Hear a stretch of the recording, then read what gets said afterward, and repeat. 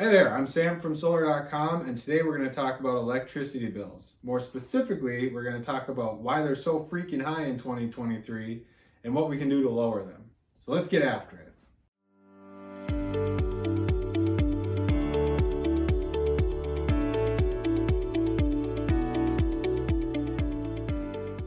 In so many words, the incredibly high electricity bills we're seeing this summer are the result of two things: rapidly rising utility rates and record heat waves sweeping the country, leading to more energy consumption. Let's start with a look at utility rates. Now in 2022, the average electricity price in the US jumped 12.6% in a single year. And that brought the average price from 14 cents per kilowatt hour up to 16 cents per kilowatt hour. And that represented the biggest one-year jump in the last 40 years. Now for context, the average utility rate rises at around 3% per year, so 12.6% is a huge shock to the system.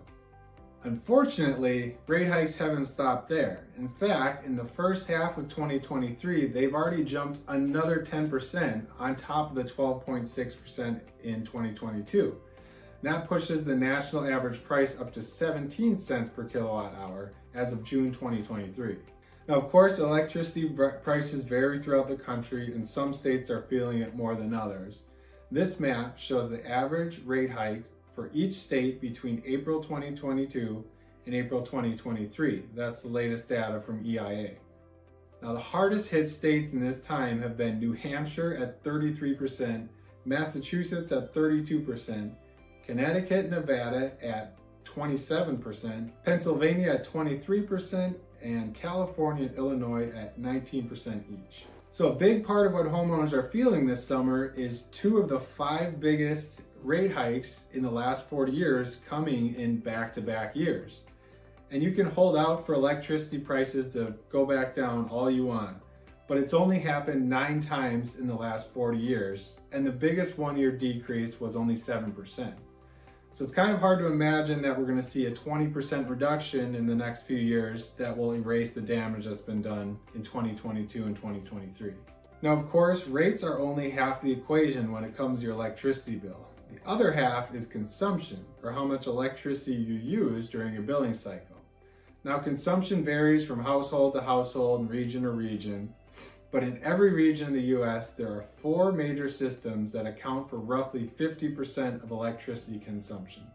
Those are air conditioning, space heating, water heating, and refrigeration. In fact, just space heating and air conditioning account for over 30% of electricity consumption in the average US household. And both of those systems are heavily dictated by climate conditions and extreme weather events. So if a heat wave comes through and it makes your air conditioner work harder and for longer, that's definitely going to show up on your electricity bill. And that's exactly what's happening this summer. Now, already this year, the US has seen nearly 30,000 temperature records set or tied, and it's not even August. Now, down in the South and Southwest, parts of Texas and Arizona are setting records for the number of consecutive days above 110 degrees. And down in the Southeast, Miami has experienced a heat index of over 100 degrees for 43 straight days. Now, whether you believe this year's extreme weather is trend or mirage, there's no arguing that heat waves lead to more air conditioning, which leads to higher electricity bills. According to the EIA, the average home in the US used 1,106 kilowatt hours of electricity per month in June, July, and August 2022. At the average rate of 15.59 cents per kilowatt hour, the average bill came to $172 per month. Now, with only the rate hike to 17 cents per kilowatt hour, the average summer bill would increase by $16 per month to $188. But let's say homeowners use 7.5% more electricity this summer due to the heat waves. With a monthly consumption of 1,889 kilowatt hours per month and the rate hikes factored in, the average bill comes to $202 per month. That's a full $30 higher than just 1 year ago and $54 higher per month than in 2021. All right, now that we've covered why your electricity bill is so high, let's talk about how to put a stop to this madness. And there are 2 ways to go about reducing your electricity bill. One, you can reduce your consumption, so you're paying for less electricity per month. Or two, you can reduce your rate, so you're paying less per kilowatt hour of electricity that you use per month. Now, 90% of the articles and the videos you'll find on the internet focus only on cutting consumption. And honestly, folks, it's driving me crazy. In fact, there are no less than 8 articles that show up on Google that promise to lower your electricity bill by 75%, and every single one of them focuses only on cutting consumption, and not a single one of them shows you how to get to 75%. The numbers simply don't add up. Simply put, focusing only on consumption to lower your electricity bill is just inefficient, unrealistic, and unsustainable as a practice. Now, as we covered earlier, around 50% of average household electricity consumption is tied to just 4 systems: air conditioning, space heating, water heating, and refrigeration. Now, all 4 of these I consider essential parts of modern life, and they're also very weather dependent. So when it gets hot, your air conditioner and refrigerator have to work harder to keep things cool, and when it gets cold, your space and water heaters have to work a little harder to make things warm. And also, if you're like me and you have small children in the house, you simply can't let the house get too hot or too cold. Now, even still, space, heating, and cooling represent the biggest opportunity to cut your consumption. According to the Department of Energy, by raising or lowering your thermostat 7 to 10 degrees above your normal temperature for 8 hours a day, if you do this consistently throughout the year, you can cut your consumption by 10%. Now, I don't know about you, but to me, that's a lot of work to make a 10% gain, and that's the biggest opportunity to cut consumption. Now, if you want to get to 75%, you're still chasing 65%, and your biggest tool is out of the tool bag already. Now, the second problem I find with only focusing on cutting consumption is that having high electricity consumption isn't necessarily a bad thing if you're using it wisely. For example, if you're charging 2 EVs in your garage, you're drastically reducing your transportation costs and the emissions, but your electricity bill is going to skyrocket. The same is true as if you switch to electric stove or electric water heater. Any electrification project, you're saving money in the long run by switching from gas to electricity, but your electricity bill is going to go up. And again, that's not a bad thing, because unlike fossil fuels, you can control the rate of your electricity by using solar panels. Now, don't get me wrong, I'm all for conserving electricity and using it wisely. Waste not, want not, right? However, I just think it's unrealistic to try and drastically reduce your electricity bill by cutting consumption alone, because so much of it is out of your control.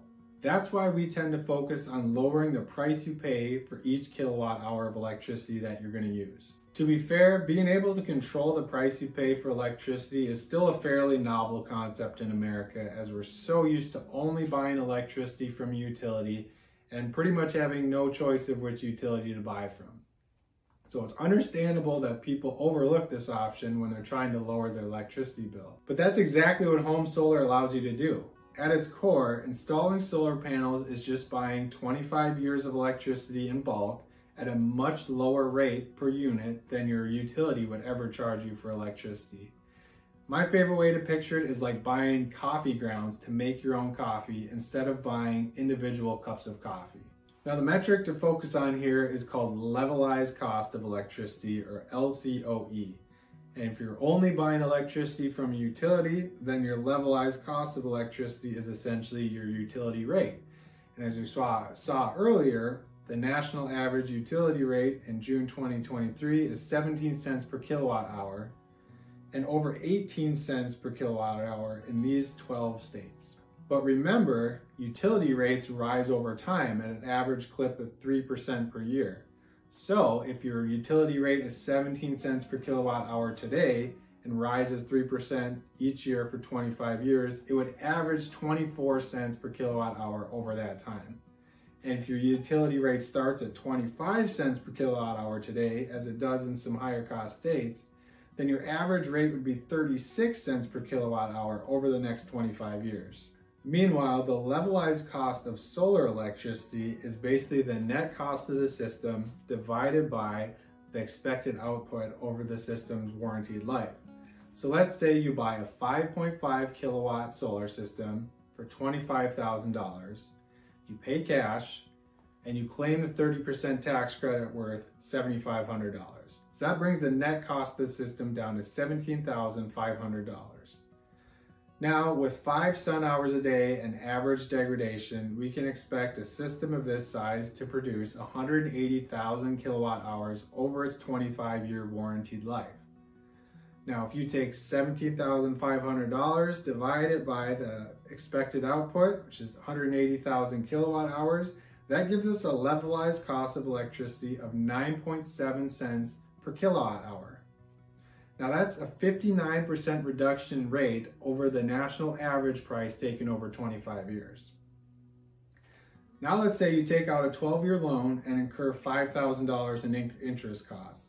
That brings your net cost of the system up to $22,500 and your levelized cost of energy for the system up to 12.5 cents per kilowatt hour. That's still a 47% reduction from the national average. Now you can cobble together all the consumption cutting hacks that you find on the internet, but I'll bet my left ear that they will not be as effective or have the staying power as reducing your rate with solar panels. And that's why we recommend to do both. Cut your consumption where you can. We're all for saving electricity because that's just good sense. But then use solar panels to lower the rate you're paying for the essential electricity that you can't realistically avoid. Now it's worth noting here that solar is a longer term play when it comes to lowering your electricity bill. Now in some cases, you can get day one savings if the payments for your solar panels are lower than the average utility bill that you had. But that's not always the case. However, the idea is that electricity is an essential cost that we're going to pay for throughout our lives one way or another. Now solar offers you a way to not only lower your rate, but to fix it for the next 25 years so it doesn't rise like utility rates. Now in that way, it serves as a hedge against energy inflation, which as we saw before is about as certain as death and taxes. Now on the other hand, cutting consumption is more of a short-term strategy. If you have some high bill months coming up, you might want to do things like set your thermostat higher or lower to save on heating and cooling, seal up windows and doors to conserve more electricity. You can unplug devices at night so they're not consuming power when you're not using them.